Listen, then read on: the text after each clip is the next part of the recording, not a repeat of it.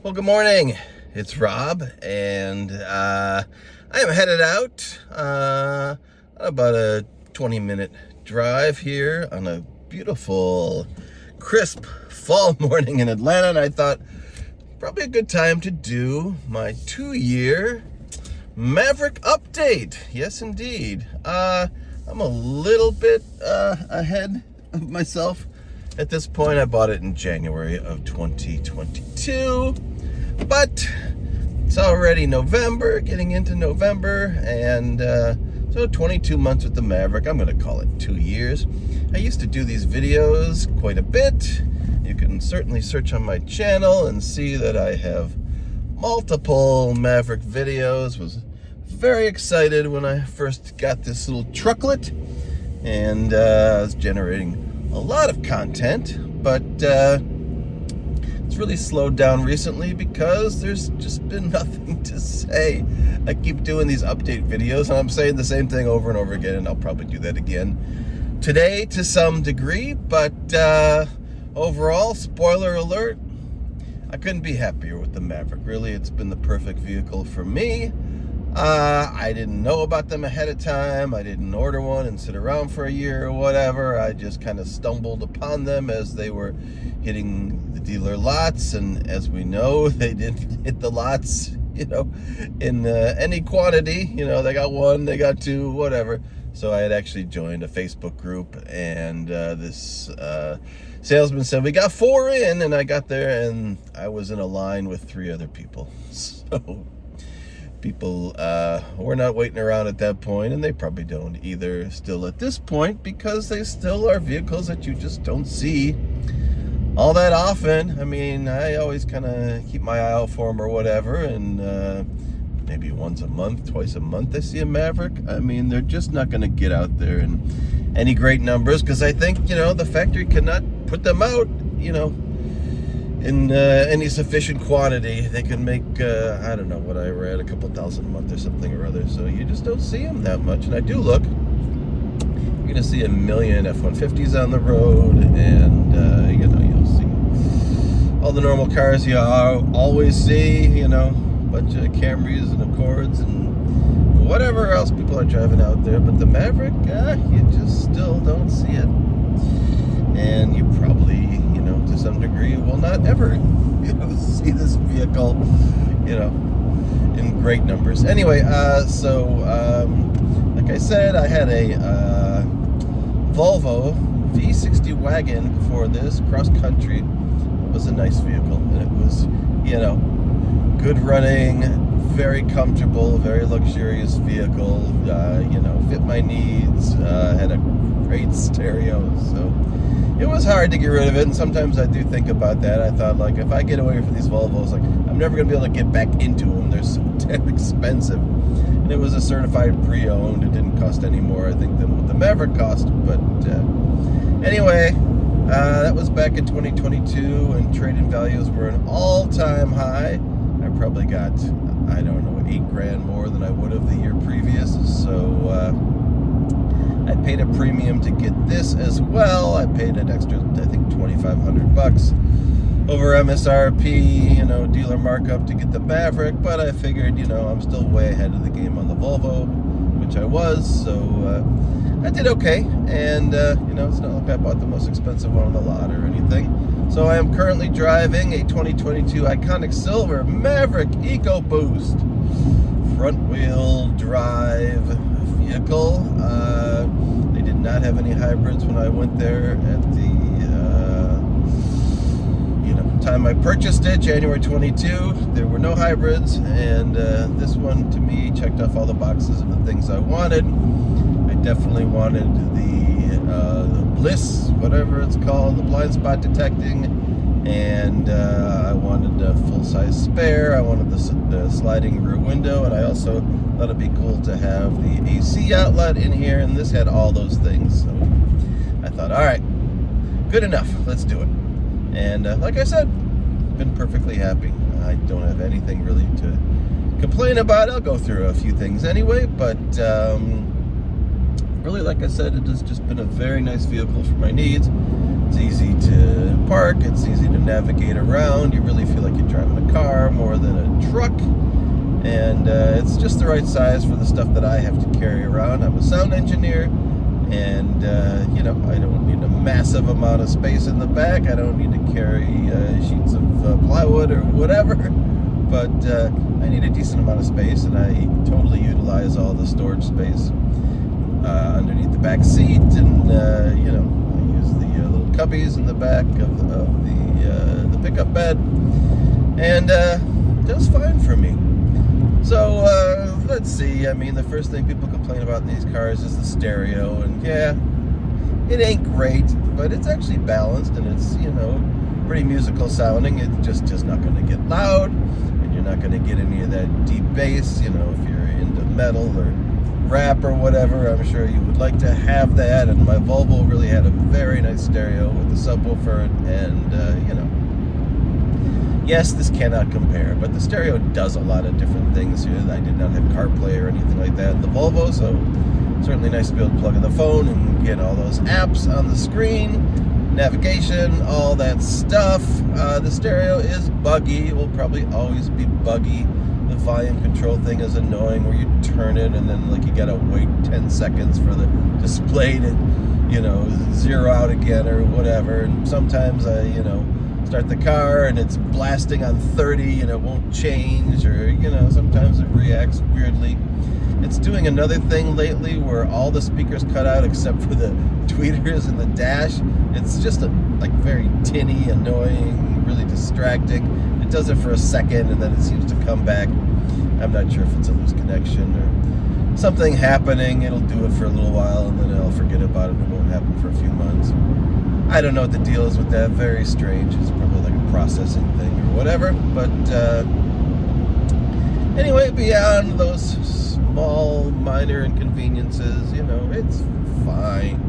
I don't feel like I gotta tear it apart. Maybe one day if I have to take a door panel off or whatever, I'll swap those speakers out. But the way the system is, it's all balanced and it uses digital processing. And if you just change speakers out, it really doesn't do all that much.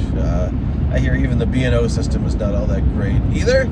I was laughing when I looked at the door panels and it's got that little recessed area where it should have a B&O logo, but nope, we didn't stick those in there, so you just get a blank spot. Anyway, so beyond the stereo, like I said, I'm not really having any issues really worth complaining about. The brakes are a little squeaky when they're wet and I go in reverse. I think the rear brakes squeak a little bit. Maybe it's something I'll have to investigate, but it doesn't seem to affect the performance of the vehicle. Like I said, I love the blind spot warning. You know, of course, the backup camera, except when it rains, it gets water on there and you can't see anything. I learned that the hard way because I backed into a guy's Hyundai, even with my backup camera, and I pushed in the corner a little bit back there. I was able to take the taillight out, bang it out with a hammer, repaint it, and it looks terrible, but it's not too noticeable unless you're, you know, really nitpicking and looking around the truck. And at the end of the day, it's a truck, and I'm just not going to worry about it all that much. The aluminum hood is all dented up. I'm looking right now. I probably have 20 or 30 dents from the acorns that fall off the tree that I park under. Unfortunately, I parked this outside. I've got an 83 Mustang convertible that stays in the garage nice and warm, and my wife's car. And so this sits outside, so really I could have got a Ranger. I could have got an F-150. I don't have space problems because it's outside. But anyway, like I said, I've been perfectly happy with the size and utility of this vehicle. A couple other features. The automatic brake hold. When you get to a light, you push that down. I do like that. It's nice if you're sitting at a long traffic light to take your foot off the brake and the truck doesn't move. What I don't like is when you leave that button on and then you back up and the thing is, you know, clamping down and grinding. I've been complaining about that feature since I owned it, but literally you just turn the switch off and you're fine. The auto stop start is annoying. I don't really think about it too much. My wife hates it because it turns off the air, you know, kind of slows down the air conditioning fan. She is not a fan of that feature. So she'll get in the car and the first thing she'll do is boop, she'll turn it off. The lane keeping, I don't like having an electronic nanny pushing me in the lane or whatever. I keep the thing activated on the screen, but then I turn it off on the stock, so I just don't use it. Once in a while I'll turn it on, just I'm bored or whatever, but I don't particularly enjoy it. I certainly don't like the little coffee mug that comes up and says that I'm sleepy. I don't think it really knows what I am. That usually comes up if I just am in a lane on the freeway and I'll just move over to the next lane without signaling because there's absolutely nobody there. Nobody needs to see my signal. But anyway, you know, matter of fact, I'm signaling right now. How about that? And it didn't give me a coffee cup. But that coffee cup comes up and it's just silly and annoying and not helpful. The automatic braking, that'll still scare the hell out of you. I don't feel like it's doing all that much, but it'll just give me a big flashing red thing, and maybe that's enough to warm me up, you know. Better slow down. Of course, I always know I need to slow down at that point anyway. It's usually, again, on the freeway, and somebody stops, you know, short ahead of me or whatever. But, so, like I said, minor annoyances, but nothing you can't live with. Took a trip to Memphis, which is about 400 miles last weekend, and the truck is now, I zeroed it out, and it's now sitting at about 31.3 miles per gallon. So can't complain about that, even though, of course, this is not the hybrid. It'll settle down to even down to 25 if I'm just doing very short city driving, but it's pretty good on gas. You know, I can't really complain about it. Yes, the hybrid is, you know, maybe the one to buy, all things considered, but, you know, you lose the power of the Ecoboost, and I really, you know, zip around in this truck pretty good. I don't think about it, but, you know, you don't really have to worry if you need to get around anywhere like this or whatever. Bam, you hit it, the turbo kicks in, and off you go. I'm sure it's not the same experience in the hybrid, but eventually, after you zip around a while in any vehicle, I think you kind of get bored of it, and, you know, whatever, you settle into just driving it like your normal everyday vehicle, which is what this is. All right, gone over 10 minutes, so I'll wrap it up here, but just to say once again, 22 months in, really no complaints, nothing I'm, you know, concerned about. I did the recall for the airbags in the roof.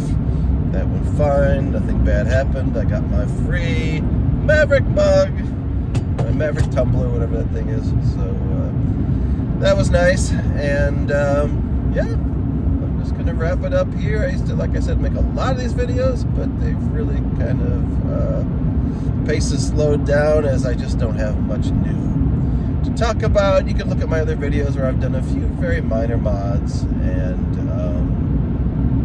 really, you know, nothing that you know, has really changed the character or anything specifically, about the performance of this vehicle or anything. I'm still on the stock tires. I'm at a 22,270 miles right now, so everything is a-okay. I've done 2 oil changes. I did an earlier one. I did one at around I don't remember, 12,000, 15,000 or something or other, so I've got a good amount of miles on this. Matter of fact, it says I'm supposed to have it done at 22,000 miles, but the oil life sensor says the oil's doing fine, so I should probably get in there earlier than later. Get it done. I do all my oil changes at Ford because I figured nobody's going to put that giant panel underneath the truck that needs 11 screws back on correctly. So I figure the dealer's probably the way to go with that. I've changed out myself the air filter, the air cabin filter, you know, just general wear and tear stuff. It's been easy to do on my own. And as we're approaching 15 minutes now, I'll wrap it up and say thank you for watching. Please check out some of my other Maverick videos. I've done a ton of them. And yeah, I, you know, absolutely recommend this vehicle. You know, can't praise it highly enough. No issues, no problems. It's been a joy to drive. All right, later.